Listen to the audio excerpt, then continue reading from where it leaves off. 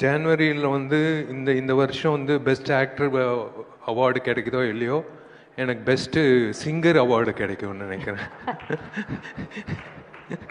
Thanks to Vijay Antony. ஏன்னா ஒரு comedy நடந்தது.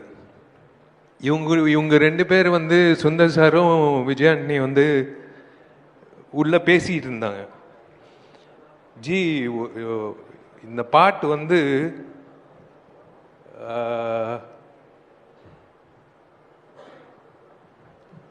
ஒரு சிங்கர் பாடணும், அந்த சிங்கர் வந்து வித்தியாசமா இருக்கணும்,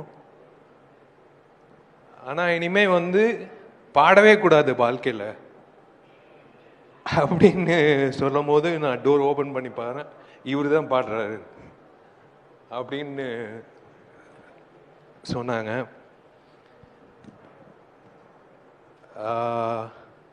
விஷால் சார், இந்த கதை சொல்லுமா அவங்க ரெண்டு பேரையும் மேல கூப்பிட்டுலாமா? நீங்க என்ன நினைக்கிறீங்க? Why don't we sit down and have a chat about this? Please வாங்க.